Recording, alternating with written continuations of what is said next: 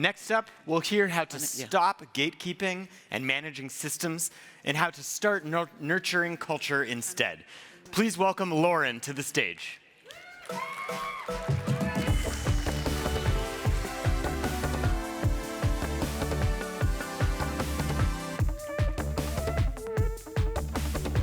What's up, config?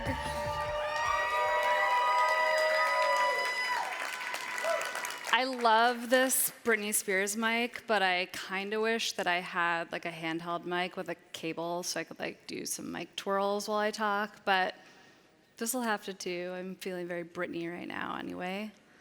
I don't know about all of you, but I didn't go to art school to become a cop. Actually, quite the opposite. During those times in my life, you could find me in basements and garages and warehouses, listening to bands playing on an old rug instead of a stage through shitty PAs. That's the DIY music scene. And I never played in a band. I preferred to be behind the scene, designing and posting flyers on MySpace or running a merch table. And then post-art school, I ran a record label with my husband. We released records and tapes, organized shows, and helped support bands with everything needed to get their music in front of listeners. Throughout my career, I tend to gravitate towards building the foundation that makes great work possible. And what that's looked like, corporately speaking, is building design systems for the last 10 years at Expedia, Dropbox, and Cash App. And then last month, I joined Mercury as head of design foundations, and we're hiring. My team is focused on visual language systems and tools that help anyone build.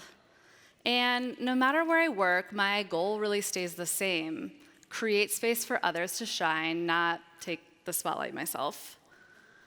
But over time, my role in leading design systems started to feel more like being a bouncer at the door. People began to see my team as gatekeepers, or the ones that slowed things down or had to give permission. And design systems, we always promise organizations speed, consistency at scale, rapid evolution, and then we spend years telling people what they can't do. Stagnant systems, no deviations, permission required. I kind of think we lost the plot. People's perception were at odds with our intention. We stopped being a resource and became a checkpoint. And that honestly hits differently when I think about where I came from, because anti-authority is not like an aesthetic for me. It's like part of my core values. And here I was, the authority. And I've really had to reckon with that. The industry is reckoning with something too. AI is changing how we build, and layoffs have gutted teams. The instinct, understandably, is to tighten the grip. More control, more oversight, more constraint. To measure output in PRs instead of real craft. And I get it. We're walking into unknown territory. But a punk mentality looks different. It relinquishes control. It enables experimentation. It lets things evolve even when you can't see where they're going. And every generation finds its own version of it. The moment when everything feels uncertain and nobody has answers and someone just decides to stop waiting and build something. And that's the mindset I want to impart on all of you today. Because from my perspective, both punk and design systems are often misunderstood. Punk gets reduced to safety pins and mohawks, and design systems get reduced to documentation and a UI kit. And both have their posers. The kid whose aesthetic is off the shelf from Hot Topic, or the guy on Twitter who thinks that a handful of components are a design system. But punk resists definition. The sound evolves, but the values stay the same. And so do the best design systems. The punk ethos is about DIY, mutual aid, anti-conformity, anarchy, not chaos, but refusing to let others control you. And around this, a scene grew. Record labels, venues, zines, photographers, journalists. The Xerox machine made it all possible. Anyone could make a flyer or publish something. Production no longer needed permission. The original vibe coder was just a punk kid with a Sharpie and access to a copier. And when everyone has access to the means of production, then the scene grows. Does that sound familiar to anyone? This is where design teams are today. AI is our Xerox machine. And whether that's a human or an agent, anyone can build. And the real question becomes what we'll do with it. We can add more constraint, or we can keep embracing change and build a scene worth showing up to. Every scene needs a venue. Your system is the venue. Someone builds the stage, someone makes the flyer, someone runs the soundboard. Someone makes sure that the doors are open on time. Nobody tells the band what to play.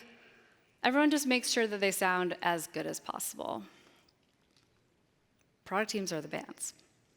Your job is to give them the tools to do their best work and to make sure that their audience has a good experience.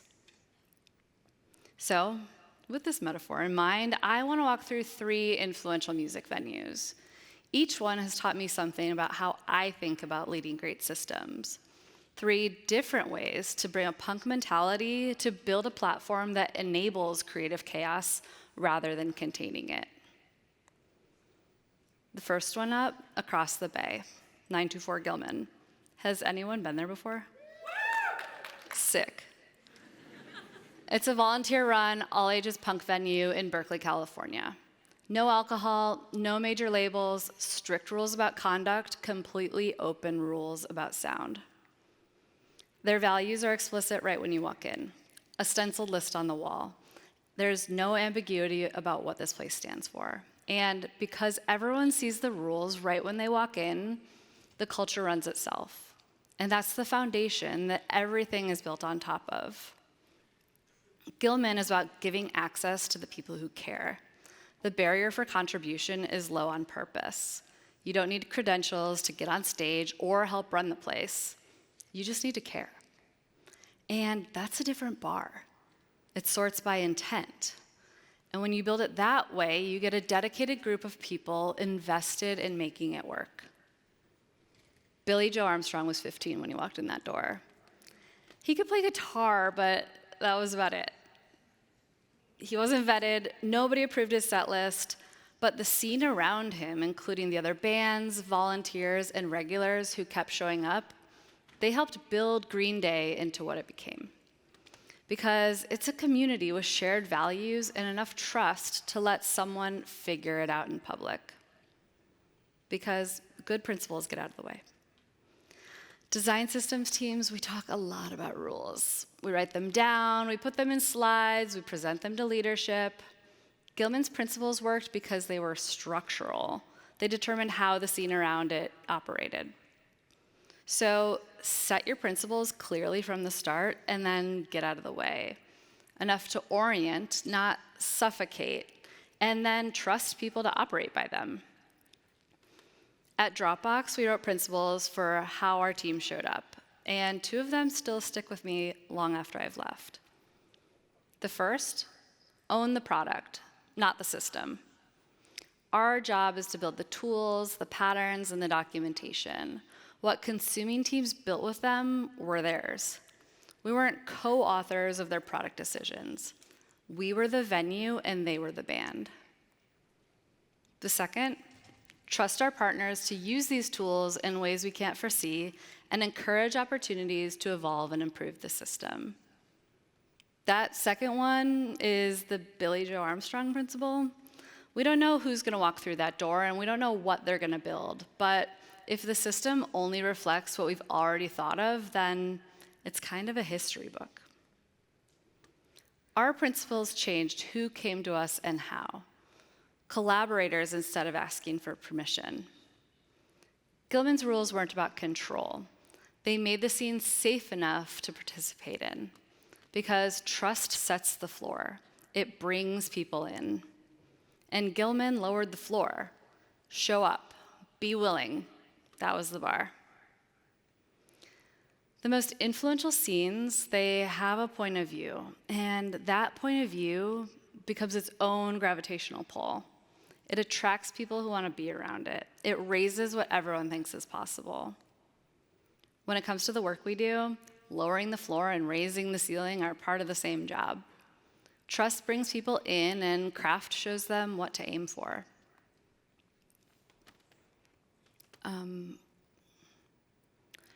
Okay, sorry. Okay, you know how I said that like punk wasn't just about the music, it's like the whole scene around it, like the venues, the labels, the zines. All of that like built the scene.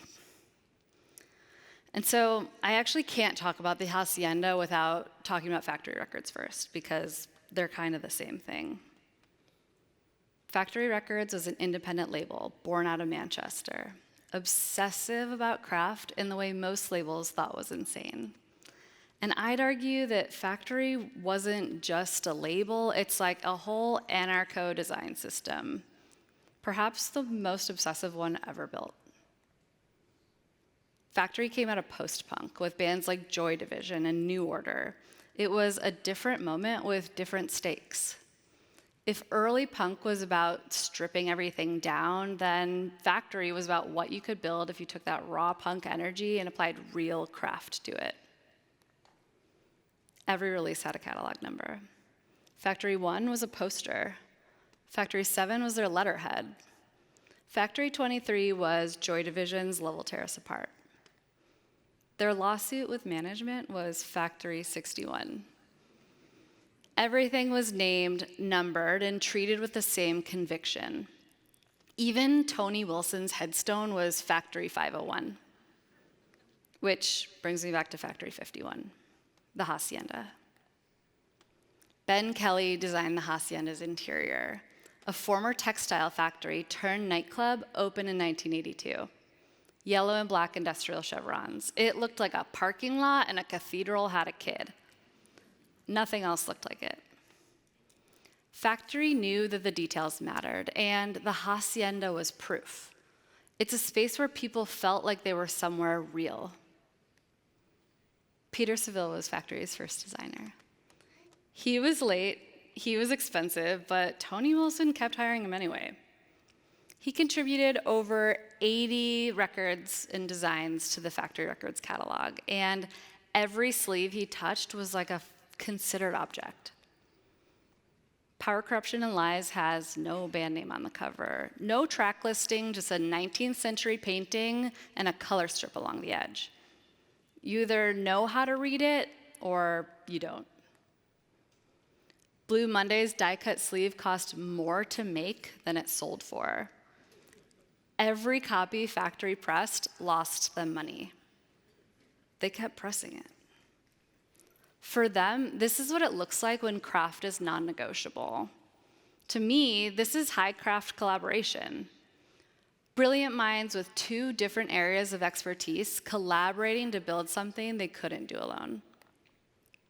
Unknown Pleasures took it further. That image has been on t-shirts and tattoos and memes, worn by people who have never heard of Joy Division. It stopped belonging to the record a long time ago. This is like the definition of craft influence. Factory Records and the Hacienda knew that were the perfect lesson in show, don't tell.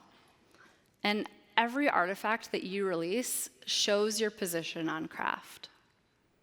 So if your documentation is considered and cohesive and clearly made by people who give a damn, then that's what people believe. You don't have to tell them. The artifact makes the argument. Tony Wilson, Ben Kelly, Peter Seville's whole communication strategy was to build something that was undeniably, obviously good. So be the beacon of craft in your org. Your documentation, your communications, it's all an argument for quality. Show people what good looks like. Coherence is evidence that someone cared. The people in your org who care most about craft, who are probably already frustrated that their standards aren't being met, they recognize it, and they come towards it, and they want to be part of it. Because tastemaking attracts tastemakers. You find your best collaborators by making work good enough that they want to work with you. The system is the ceiling that everyone can reach towards. Keep raising it. Punk didn't know what it was going to become, and neither does your system, but it started somewhere. Before the Gilman and before the Hacienda, there was a bar on the Bowery that didn't know what it was doing either. New York City, 1970s. The city's broke, services are gutted, rents are cheap. Creativity fills the vacuum in run-down, vacant spaces. Punk was born. In 1973, Hilly Crystal opened CBGB on the Bowery. The name stands for Country, Bluegrass, and Blues. And that was his intention, but he got something else entirely. The bands that showed up were nothing like country or blues. Television, Patti Smith, the Ramones, Talking Heads, Blondie. Different sounds, different tempos, different everything. Hilly later described what he was going for as come as you are and do your own thing, rock and roll. And that was always the spirit of the room. He had 2 rules. Carry your own equipment and play original music. No cover songs. And that was the single line he held. Everything else, the genre, the look, the sound, the crowd, that was up to the band. CBGB was a small room. Every band that played there heard the band that played before them. You couldn't be isolated from the scene because you were physically inside of it. The Ramones heard Television. Talking Heads heard Patti Smith. And because of that, the venue became a destination for experimentation. It encouraged bands to bring something real and use the stage to explore. Debbie Harry walked through that door. And Blondie fit the scene. Scrappy, downtown, guitar-driven. Their early songs were pure punk energy, and they belonged in that room. And then they went to the studio to record Parallel Lines in 1978. And somewhere in those sessions, something shifted. They got their hands on a drum machine. They got into Kraftwerk and Euro electronic production. A demo that they had been sitting on for years finally had the sound it was looking for. And out of it came Heart of Glass. And nobody could quite figure out what to call it. Was it disco? Was it Euro disco? Was it dance pop, synth pop, new wave? The punk scene called it a sellout. The disco scene called them punks. Critics tried every available hyphen and still came up short. And then it went to #1 in the US and the UK. The genre didn't exist yet. And CBGB didn't build it, but CBGB built the conditions that made it possible. A space where the one rule was to bring something real, and whatever you did with it was yours. Blondie made something nobody had a name for. And this is what staying open looks like. And this is what great systems do too.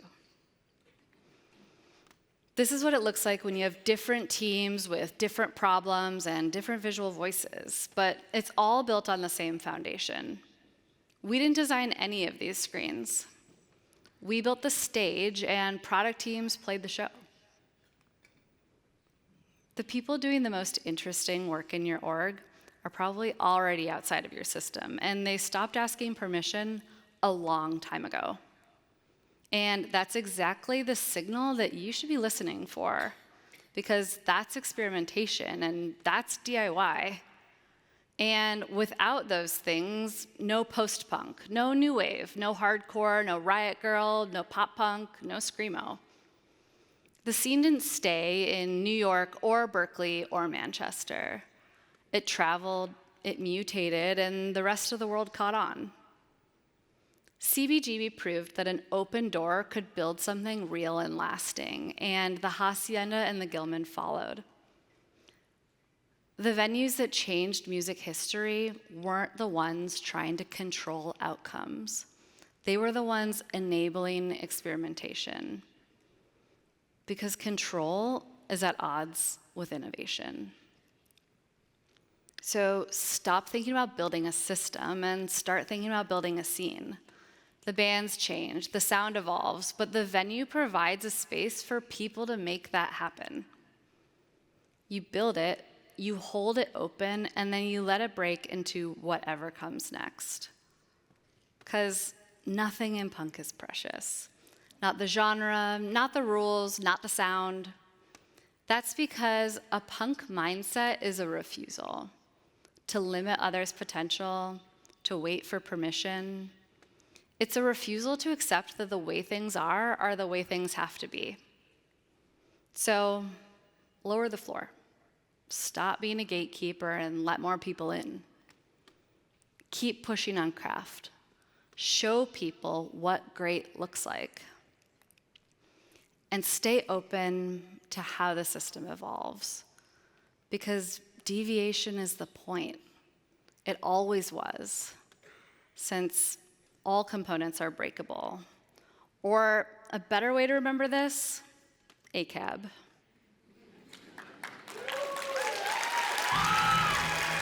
Thanks.